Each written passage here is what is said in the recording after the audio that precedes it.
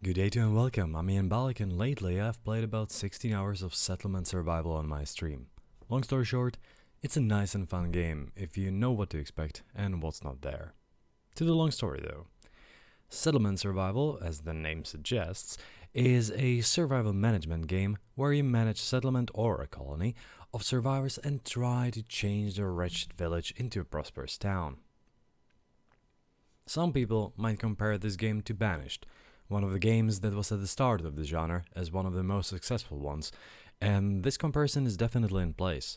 Settlement Survival borrows many features from Banished, and if you've played that game, you definitely know what you're getting. If you have not, then stay a while and listen. Let's start with the obvious thing, presentation, so graphics and sound. The low poly style of the game, in combination with a Samsung color palette, might seem annoying at the start, but once you get used to it, you might appreciate some easiness of the style as well as how natural some upgrades look. One of the possible issues is that some buildings look very similar, and it is hard to distinguish between some production buildings, but that would be a problem even with a differently chosen style. I should also point out that this game has a variation of the day and night cycle, and winter nights with the city under the snow and with the lights on are simply beautiful. At those times, I miss the option to turn off the user interface for some nice screenshots or footage. This is mostly because the UI feels like it was done for a mobile game, and most likely partially downloaded from Unity Store or a humble bundle of UI goodness.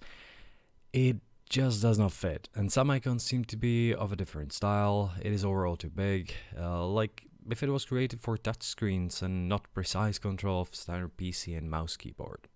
Sound, as you might expect, is not the main focus. The music is easy to listen to, and despite being on a simple loop, it is that type of composition that's just in the background and doesn't annoy you, like a smooth lounge music in a good bar. The sounds of nature, buildings, and UI are minimalistic and will not annoy you, like For My Father the King, Por mi Padre del Rey, or Za mého otce krále. Warcraft 3 style, where despite loving the jokes of work, and the coolness of Frostmourne hungers, they do get annoying in about 1 minute of character missions. This type of sound is not present at all. Let's now focus on the gameplay. I will mostly talk about the positives, simply because I can think of just 3 big negatives that are not purely subjective, but might hold some merit. You begin the standard cycle of more food, more people, more resources, advancement, more food, more people, as a small group of slightly educated people, and you slowly evolve into something more than a small Amish community. The term educated is fairly important here, as you need educated people to become teachers who can educate others. However, if all your educated people die, you must find one educated person to teach others in the groups of immigrants who will regularly visit your town and ask you to stay with you. This is very useful at the start, as you do not have a large population of adults, and it is easy to accommodate immigrants in apartments where they do not procreate, as the game nicely puts it, but they work until they die. As you progress, you will be able to build more fields, houses, and buildings and produce more goods and resources, such as planks, cut stone, bricks, or tools and clothes. What is a nice addition is that there is a research tree containing many minor and major upgrades, which improve your current use of resources or provide you with new buildings which can give you some much needed new resources such as glass, building kits, or the ability to process cotton and flax into cloth and therefore clothes. You know the drill. Everything requires everything. Your people might die of old age, starvation, thirst, cold, that's why you need those clothes, or disease, and they might even commit suicide. Yes, the game includes a happiness meter as well as a health meter, and if your citizens are unhealthy, they might work less or die, and if they are unhappy, they work less and can get a severe depression spiral with only one way out. These features mean that you are juggling more than just supplies of food and fuel, but you must also take care of their well-being with proper placement of buildings, such as clinics, churches, mosques, theaters, and others. You also need some repairmen so that your buildings do not collapse within few years. One of the major features to discover is trade. Trade is not just an optional way to get more goods that your colony is lacking, but it is also the only way how to get some items, such as seeds like cotton or coffee, or domesticated animals such as cows and donkeys. And that's how we get to the negatives of the game. The first is connected to trade, as getting those seeds is essential in order to progress. It is not possible to get production of some advanced goods going unless you can process cotton, and you need cotton seeds from the trader. I do not mind the need for a trader, but I do mind that one seed costs around 10,000 silver and cotton itself might cost around 10. Well, yes, 10 silver. One seed is, for example, worth 120 slightly advanced pieces of clothing. And no, I'm talking about the cheap seeds, because coffee and cocoa do cost up to 30,000 silver coins. Getting money in the game is not that difficult, but it takes a long time, and you cannot trade for money only in port. You can only exchange. And therefore, you need to form caravans that can trade with other nations and send these caravans to these neighboring lands. Not only that you have some chance of losing the caravan, about 4% with 5 people in the caravan, and 70% if you send only one person, but it might take a whole year for them to get there and back. So it adds a lot of waiting time as you collect goods, send them by caravans for sale, then the caravans get back. This is repeated a few times, then you order the seed or animal in your port and wait for a merchant ship to arrive in a few months or maybe even a year. This leads me to second problem with the game.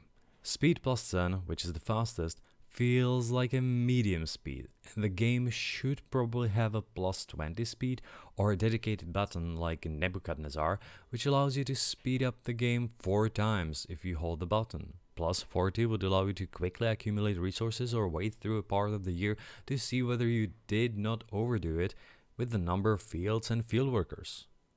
As you can guess, sometimes it happens that you can accumulate tens of thousands of some resources, and then you usually sell them. Here comes my third and fairly minor problem with the game. There are so many different buildings and resources, but there are no monuments or places of interest. I'm not talking about some historically accurate buildings, but about maybe a special town hall, an upgrade to your port that would make it look like a place of trade, in which would include tariffs office, or just some nice column pylon, bridge, or anything that would require a lot of resources, even those advanced ones. Due to this lack of monuments, you might start lacking some tangible goals in the mid to late game as you slowly unlock all the research needed and build the majority of the buildings that might simply allow you to can food, make candy, or create steel tools and silky smooth robes. It would be nice to have that one building that tells you that you attained this and everything else the world had to offer. I should point out that there is, of course, a weather system, and this weather system needs some more work. Before you start a new game, you are shown your settlement's location on the world map, and it showed me that I was to start in northern Australia. More or less, all these locations are in hotter areas closer to the equator. So I would love to know how come my citizens started dying of cold when a frickin' minus 56 Celsius hit my settlement in September. It lasted till October, and then they had fine and dandy Christmas. This probably needs some tweaking. I must also confess that I did not really enjoy the game in my first 5 hours of gameplay. It seemed shallow, slow, and as a bit of a rehash of other games in the genre. However, as I progressed, I was more and more surprised by the new additions to the formula, even though they were just resources and buildings. This brought me back to life, and I enjoyed the second day, so the other 8 hours of game time much more. The current price is €12.95 USD or your regional equivalent. This game is currently in early access, so anything that was mentioned in the review might have already changed by the time you're watching this, but the core should stay the same. If you're looking for something that will offer you hundreds of hours of entertainment, then go look somewhere else. like Frostpunk, Surviving Mars, or Banished, Settlement Survival does not offer a huge amount of longevity, but it might be an entertaining game for you, and you might sink into this game probably 30 to 40 hours. And this seems like a good value. However, the choice is just yours. Tell me if you think that the game might be worth it, if you will wait for sale, or if you will avoid it like the plague of tuberculosis that my uneducated butcher at the clinic was, unlike Broken Bones, unable to deal with. Thank you for staying until the end, and have a great day.